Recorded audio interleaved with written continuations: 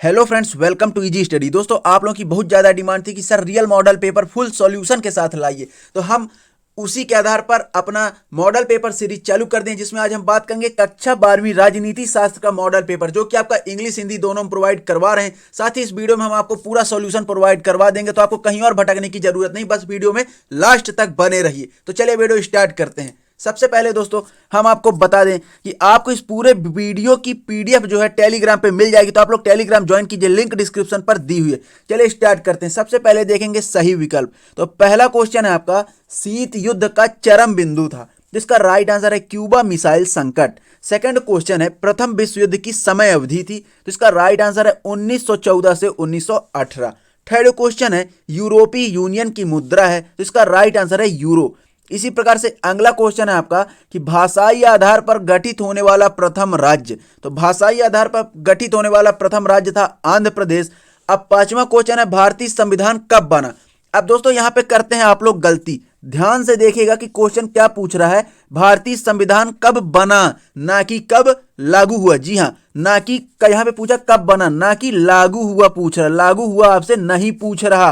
तो आपको ध्यान ये रखना है दोस्तों कि जब पूछे कि संविधान कब बना, तब आपको राइट आंसर बनाना है कि 26 नवंबर 1949। कब बना? 26 नवंबर 1949। और जब पूछे कब लागू हुआ, तो कब लागू हुआ दोस्तों, जब पूछे आपसे कब लागू हुआ, तब आपको बताना है 26 जनवरी 1950। तो कब बना, तो बना है 1949 में और लागू हुआ है 1950 में। तो आपको गलती नहीं करना है, ये थोड़ी सी बारीकी देखना है, क्योंकि अगर आपने इसको देख लिया तो आपका एक नंबर बन जाएगा, अगर आपने नहीं देखा तो एक नंबर कट जाएगा। उसके बाद अगला है यहाँ पे दोस्तों, पेंटागन क्या है। तो पेंटागन अमेरिकी रक्षा विभाग का मुख्यालय है। पेंटागन क्या है? अमेरिकी रक्षा विभाग का मुख्यालय। आगे बढ़ते हैं। साथ ही दोस्तों ये पूरा वीडियो जो है आपको इंग्लिश में भी प्रोवाइड, क्वेश्चन पेपर आपका ये इंग्लिश में भी प्रोवाइड है, तो आप लोग कोई दिक्कत नहीं, आप टेलीग्राम से पूरा पीडीएफ प्राप्त कर सकते हैं सॉल्यूशन के साथ। आपको करना कुछ नहीं है, इस वीडियो पे 50 लाइक जरूर कीजिए दोस्तों, 50 लाइक का एम पूरा कीजिए, आपको हम टेलीग्राम पे पूरा पीडीएफ प्रोवाइड करवा देंगे सॉल्यूशन के साथ। आपको किनारे दिख रहा होगा कि पूरी 40 पेज की ये देखिए पीडीएफ यहाँ पे है, जिसमें पूरा सॉल्यूशन है, आपको कहीं और जाने की जरूरत नहीं है। अब देखते हैं, रिक्त स्थान की पूर्ति कीजिए। इसके पूरे आंसर मैं आपको अभी बता देता हूं। पहला है, सोवियत संघ द्वारा बनाया गया सैन्य गठबंधन डैश डैश डैश था, तो इसका राइट आंसर है वार्सा पैक्ट। क्या है इसका right answer? Warsaw Pact. Second है, सार्क के सदस्य राष्ट्रों की संख्या डैश डैश डैश है, तो सार्क के सदस्य राष्ट्रों की संख्या आपने मेरे को टेलीग्राम पे आपने ही बताया है कि 8 है, तो उम्मीद है आपने सही बताया होगा। थर्ड है, प्रथम पृथ्वी सम्मेलन का आयोजन ब्राजील की राजधानी डैश डैश डैश में किया गया, तो कहां किया गया दोस्तों? इसका राइट आंसर है रियो डी जेनेरियो। कहां? ब्राजील की राजधानी रियो डी जेनेरियो में किया गया। उसके बाद है, यूनिसेफ का मुख्यालय कहां है? तो न्यूयॉर्क में स्थित है। कहां? इसका राइट आंसर है न्यूयॉर्क। पांचवा है, स्वतंत्रता के समय भारत में विदेशी रियासतों की संख्या डैश डैश थी, तो कितनी विदेशी रियासत स्वतंत्रता के समय भारत में थी? 565। कितनी थी? 565। अगला है, संपूर्ण क्रांति का आह्वान के द्वारा किया गया, तो किसके द्वारा किया गया? जयप्रकाश नारायण के द्वारा संपूर्ण क्रांति का आह्वान किया गया, जयप्रकाश नारायण। उसके बाद अगला है, चकमा शरणार्थी डैश डैश देश से आए थे, तो इसका राइट आंसर है चकमा शरणार्थी बांग्लादेश से आए थे। अब आगे बढ़ते हैं। आप लोग को करना कुछ नहीं है, आप लोग टेलीग्राम ज्वाइन कर लीजिए, वहां पे पूरी पीडीएफ आपको प्रोवाइड करवा दी जाएगी, अगर आपने इस पूरे वीडियो पे अपना प्यार दिखाया और 50 लाइक का एम पूरा कर दिया। मैं इसलिए ज्यादा नहीं बोल रहा हूं, केवल और केवल 50 लाइक बोल रहा हूं। साथ ही आप लोग हमारे चैनल को सब्सक्राइब कर लीजिए, क्योंकि अभी सिर्फ ये राजनीति विज्ञान है, हम math, bio, commerce, art, agriculture सभी के real model paper full solution के साथ बनाना चालू करेंगे। तो चलिए आगे बढ़ते हैं, देखते हैं। प्रश्न 3 है, एक वाक्य में उत्तर दीजिए। जी हाँ, प्रश्न 3 है आपका कि एक वाक्य में उत्तर दीजिए। पहला है, सोवियत संघ विघटन के बाद विश्व की राजनीति हो गई थी, तो इसका राइट आंसर है सोवियत संघ के विघटन से शीत युद्ध की समाप्ति हुई और बहुदलीय लोकतांत्रिक शासन व्यवस्था की स्थापना हुई, तो इसका ये राइट आंसर है। उसके बाद अगला है, अंतरराष्ट्रीय न्यायालय का मुख्यालय कहां पर है, तो इसका राइट आंसर है शांति महल पीस पैलेस के नाम से हेंग में है। कहां है? हेंग में। अंतरराष्ट्रीय न्यायालय का मुख्यालय शांति महल पीस पैलेस हेंग में है। कहां है? हेंग में है। थर्ड है, भारत में प्रथम आम चुनाव कब हुए थे? तो इसका राइट आंसर है भारत में प्रथम आम चुनाव 21 फरवरी 1952 में हुए। कब हुए? भारत में प्रथम आम चुनाव 21 फरवरी 1952 में हुए। अगला है आपका जय जवान जय किसान का नारा किसके द्वारा दिया गया? तो इसका राइट आंसर है जय जवान जय किसान का नारा लाल बहादुर शास्त्री के द्वारा दिया गया। यह तो आप सभी को पता ही होगा। उसके बाद है दोस्तों अगला है भारत के 4 पड़ोसी देशों के नाम। तो ये तो आप सबको पता ही होगा। तो आप लोग इसको कमेंट के माध्यम से हमको बताइए कि भारत के 4 पड़ोसी देशों के नाम कौन कौन से हैं। हम आगे बढ़ते हैं। अब देखते हैं भारत में चुनावी आयोग का गठन कब किया गया? तो भारत में चुनावी आयोग का गठन 25 जनवरी 1950 को किया गया। कब किया गया? 25 जनवरी 1950 को। अगला है आरटीआई का फुल फॉर्म क्या है? तो इसका राइट आंसर है आरटीआई का full form right to information. क्या? सूचना का अधिकार। राइट टू इंफॉर्मेशन, सूचना का अधिकार, इसका फुल फॉर्म है। उम्मीद है दोस्तों वीडियो आपको बहुत ज्यादा पसंद आ रहा होगा। तो प्लीज वीडियो को लाइक कीजिए, ज्यादा से ज्यादा शेयर कीजिए, जिससे और ज्यादा लोगों तक यह वीडियो पहुंच सके। उसके बाद अगला प्रश्न है आपका सत्य असत्य लिखिए। तो इसमें देख लेते हैं सत्य असत्य है आपका। पहला है शीत युद्ध के बाद विश्व की व्यवस्था एक ध्रुवी हो गई। तो अब ये आपका पहले चैप्टर है आपका। तो उम्मीद है इसका आप लोग आंसर मेरे को कमेंट के माध्यम से जरूर बताएंगे। उसके बाद सेकंड है भारत में सन 1974 में पहला परमाणु परीक्षण किया गया।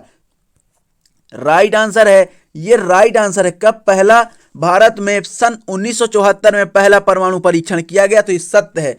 अगला है दोस्तों अर्थव्यवस्था के उदारीकरण से वैश्वीकरण की प्रक्रिया बाधित हुई। तो क्या वैश्वीकरण की प्रक्रिया बाधित हुई? आप लोग कमेंट के माध्यम से बताइए सत्य है या असत्य है। क्योंकि सारे आंसर मैं बता दूंगा तो कोई मतलब है नहीं, तो कम से कम सत्य असत्य तो आप 1 या 2 बता ही सकते हैं। उसके बाद अगला है आपका विश्व में प्रथम बिजनेस स्कूल की स्थापना 1951 में हुई। तो ये असत्य है। क्या है दोस्तों? विश्व में प्रथम बिजनेस स्कूल की स्थापना 1951 में हुई। तो ये असत्य है। अगला है आपका इराकी युद्ध को कंप्यूटर युद्ध के नाम से जाना जाता है। तो यह भी आपका असत्य है। अगला है आपका भारत विभाजन द्विराष्ट्र सिद्धांत का परिणाम था। तो ये आपका सत्य है। जी हाँ, ये आपका राइट है। तो दोस्तों आप लोग इनके 2 आंसर आप लोग हमको दीजिए। आगे बढ़ते हैं। अब देखेंगे अपन सही जोड़ी। यहां पे अपन देखते हैं सही जोड़ी। तो आइए सही जोड़ी का मिलान करते हैं। इसको मैच द फॉलोइंग कहते हैं। तो आइए इसका मिलान करते हैं। पहला नाटो की स्थापना। तो नाटो की स्थापना कब हुई थी? 1949 में। आप लोग को पता होगा कि नाटो की स्थापना 1949 में हुई थी। अगला है आसियान की स्थापना। तो आसियान की स्थापना 1967 यानी कि 1967 में हुई थी। कब हुई थी? 1967 में हुई थी। उसके बाद है बोल्शेविक क्रांति। तो बोल्शेविक क्रांति 1917 में हुई थी। कब हुई थी? 1917 में हुई थी। और भारत चीन युद्ध 1962 में हुआ था। भारत चीन युद्ध कब हुआ था? 1962 में हुआ था। बांग्लादेश निर्माण। तो बांग्लादेश निर्माण कब हुआ था? 1971 में हुआ था। और राज्य पुनर्गठन अधिनियम 1956। तो आप लोग देख लीजिए, ये पे मैच द फॉलोइंग आपके यहाँ पे पूरी हमने मिला दिया। अब आगे बढ़ते हैं दोस्तों। अब यहां पे है क्वेश्चन आंसर। तो सबसे पहले अपन फटाफट क्वेश्चन देख लेते हैं, उसके बाद नीचे पूरे आंसर देख लेंगे। तो आप लोग सबसे पहले क्वेश्चन देख लेते हैं। 6वां शीत युद्ध पूर्णतः कब समाप्त माना जाता है? इसी का अथवा शीत युद्ध किसे कहते हैं? साथ इसका पूरा सॉल्यूशन पीडीएफ नीचे दिए हुए हैं। अपन इसमें पूरा क्वेश्चन पे पहले देख लेते हैं कि कौन कौन से क्वेश्चन है। उसके बाद आगे पूरे आंसर भी आपको यहाँ पे मिल जाएंगे। अगला क्वेश्चन है 2 ध्रुवीय विश्व से क्या अभिप्राय है अथवा तनाव शैथिल्य का क्या अभिप्राय है? 8वां क्वेश्चन है हेगमनी शब्द की जड़ें कहां से प्राप्त हुई अथवा नाटो का पूरा नाम क्या है? 9वां क्वेश्चन है शिमला समझौता कब हुआ अथवा सार्क के सदस्य देशों का नाम लिखिए। 10वां क्वेश्चन है निशस्त्रीकरण से क्या आशय है अथवा सुरक्षा से क्या आशय है? 11वां क्वेश्चन है वैश्वीकरण से क्या आशय है अथवा शरणार्थी किसे कहते हैं? 12वां क्वेश्चन है लोकतांत्रिक शासन किसे कहते हैं अथवा भारत के प्रथम चुनाव आयुक्त कौन थे? 13वां क्वेश्चन है दल बदल से क्या आशय है अथवा प्रविपर्श क्या है? 14वां क्वेश्चन है ताड़ी विरोधी आंदोलन कब और कहां प्रारंभ हुआ? उसके बाद अथवा इसका एनएफएफ का पूरा नाम क्या है? तो आपको इनके पूरे आंसर हम आपको यहाँ पे प्रोवाइड करवा देंगे, कोई दिक्कत नहीं। बस आप क्वेश्चन यहाँ पे देखते चलेगा आखिर क्वेश्चन कौन कौन से हैं। 15वां है कोई 2 क्षेत्रीय दलों के नाम लिखिए अथवा उत्तर दिन दिन बढ़ता जाए दक्षिण दिन दिन घटता जाए किस आंदोलन से संबंधित नारा है? अगला क्वेश्चन है शॉक थेरेपी के कोई 3 परिणाम लिखिए अथवा सोवियत संघ के विघटन के कोई 3 कारण लिखिए। 17वां यूरोपीय संघ की कौन सी नीति उसे प्रभावित संगठन बनाती है अथवा आसियान विजन 2020 की प्रमुख बातें क्या हैं। 18वां क्वेश्चन है नियोजन के उद्देश्य लिखिए अथवा नीति आयोग क्या है समझाइए। 19वां क्वेश्चन है आपातकाल की अवधि में 42वां संविधान संशोधन किया गया, इसका मुख्य कारण क्या था। इसी का अथवा भारत की दलीय प्रणाली पर आपातकाल का किस तरह असर हुआ लिखिए। 20वां क्वेश्चन है शीत युद्ध से हथियारों की होड़ और हथियारों पर नियंत्रण से दोनों ही प्रक्रियाएं पैदा हुई हैं, इन दोनों प्रक्रियाओं के क्या कारण थे। अथवा इसका गुट निरपेक्ष आंदोलन कब अप्रासंगिक हो गया, समीक्षा कीजिए। 21वां है एमनेस्टी इंटरनेशनल संगठन की कार्य पद्धति को समझाइए अथवा संयुक्त राष्ट्र संघ के प्रमुख अंगों के नाम लिखकर बताइए कि आपकी दृष्टि से सबसे महत्वपूर्ण अंग कौन कौन से हैं। 22वां है राज्य पुनर्गठन आयोग के प्रमुख कार्य एवं दी गई सिफारिश की व्याख्या कीजिए अथवा एक स्वाधीन राष्ट्र के रूप में भारत को किन किन चुनौतियों का सामना करना पड़ा। ध्यान रखिएगा दोस्तों, ये आपके बहुत ज्यादा इंपॉर्टेंट क्वेश्चन है। ये एमपी बोर्ड द्वारा जारी किया गया पेपर है, तो आपको धोखे में नहीं रखना है कि ये फर्जी मॉडल पेपर है। यहां से आपके कुछ क्वेश्चन मेन एग्जाम में पूछे जा सकते हैं। 23वां क्वेश्चन है निम्नलिखित पर संक्षिप्त टिप्पणी लिखिए। भारत की परमाणु नीति गुट निरपेक्ष नीति अथवा किसी राष्ट्र का राजनीतिक नेतृत्व किस तरह उस राष्ट्र की विदेश नीति पर असर डालता है, भारत की विदेश नीति का उदाहरण समझाइए। तो ये आपके क्वेश्चन थे। उसका दोस्तों ये हम पूरे आंसर यहाँ पे आप इन क्वेश्चन में जो नंबर दिए हुए हैं इस पर मत जाइए, इसीलिए हमने आपको पहले पूरा वीडियो पर क्वेश्चन पढ़ा दिया है कि इसमें आपका क्रम कुछ और भी दिया जा सकता है, लेकिन आपको क्वेश्चन पता है तो आपको पता चल जाएगा कि कौन सा क्वेश्चन। तो आपको इस चीज को नहीं देखना है कि ये कितने नंबर यहाँ पे लिखे हुए हैं, इस चीज से आपका कोई मतलब नहीं है। आपको बस क्वेश्चन देखना है और आंसर देखना है। तो चलिए देखते हैं। यहाँ पे आपका एक क्वेश्चन ऊपर पूछा गया था कि भारत की परमाणु नीति की प्रमुख विशेषताएं, तो आपके यहाँ पे परमाणु नीति की प्रमुख विशेषताएं यहाँ पे 4 दी हुई हैं। उसके बाद आपका अगला क्वेश्चन था कि भारत द्वारा गुट निरपेक्षता की नीति अपनाए जाने के कारण लिखिए। तो यहाँ पे उसका भी ये पूरा आंसर आपके सामने दिया हुआ है। पूरी पीडीएफ आपको टेलीग्राम पे प्रोवाइड हो जाएगी, कोई दिक्कत नहीं है। बस आप इस वीडियो पे 50 लाइक का एम पूरा कीजिए। जैसे ही 50 लाइक की टेलीग्राम पे आपको पूरा सॉल्यूशन सहित पीडीएफ आपको प्रोवाइड करवा दिया जाएगा। टेलीग्राम के लिंक जो है डिस्क्रिप्शन पर दी हुई है, आप वहां से ज्वाइन कर सकते हैं।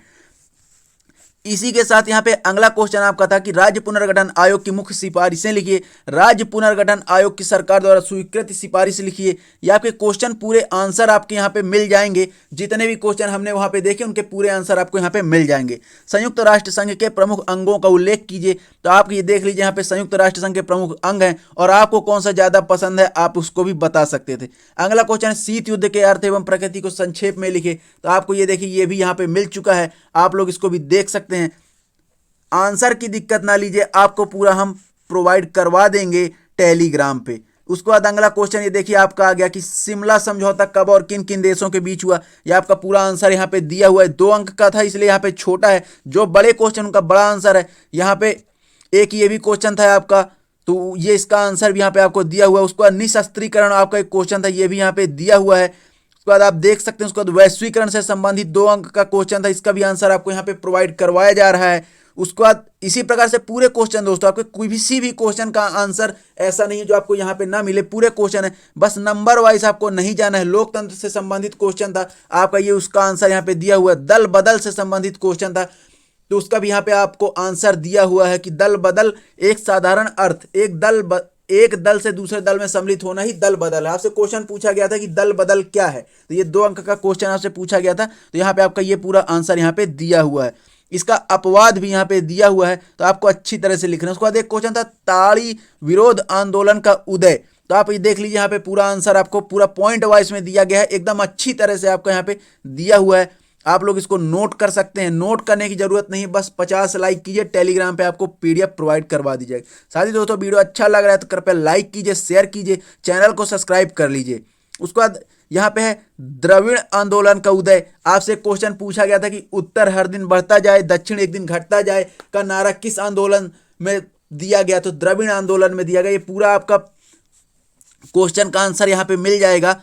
द्रविड़ आंदोलन की मांग या कारण, ठीक। इसी के साथ आपको पूरे शॉक थेरेपी क्या है ये लीजिए। आपका शॉक थेरेपी का आंसर आएगा कि शॉक थेरेपी का शाब्दिक अर्थ आघात पहुंचाकर उपचार करना है। ये आपका पूरा एकदम पॉइंट वाइज पूरा एकदम तरीके के साथ आपके आंसर मिलेंगे। कोई दिक्कत नहीं है आपको, कहीं और से आपको ढूंढना ही नहीं है। बस आप इसका पीडीएफ अगर पा गए तो आप ये मान के चलिएगा आपकी पूरी नोट्स बनी बनाई हैं। ठीक, ये देखिए एकदम पॉइंट वाइज अच्छी तरीके से सरल तरीके से लिखा गया है। सोवियत संघ के विघटन के कारण आपसे पूछा गया था एक क्वेश्चन, ये लीजिए आ गया कि विघटन के क्या क्या कारण है। साम्यवादी तानाशाही, जिसके अंतर्गत ये पूरी थ्योरी है। सेकंड है गिरती हुई अर्थव्यवस्था। उसका तीसरा अन्य देशों के साथ प्रतिस्पर्धा। तो आपके 3 पॉइंट में यहाँ पे दिया हुआ था। उसके बाद एक क्वेश्चन आपसे पूछा गया था आसियान विजन 2020 की मुख्य बातें क्या हैं। तो ये लीजिए आपकी 2 मुख्य बातें हैं, तो जो दोनों आपके सामने यहाँ पे दी हुई हैं, तो आप लोग देख सकते हैं। उसके बाद आपसे पूछा गया था नियोजन के कार्य, यहाँ पे पूछा गया था। तो आपके 8 पॉइंट पे हमने यहाँ पे कार्य दिखाए हैं। तो दोस्तों यह है आपका पूरा एकदम सॉल्यूशन के साथ पूरा राजनीति विज्ञान का मॉडल पेपर हम आपके सामने लेकर के आए।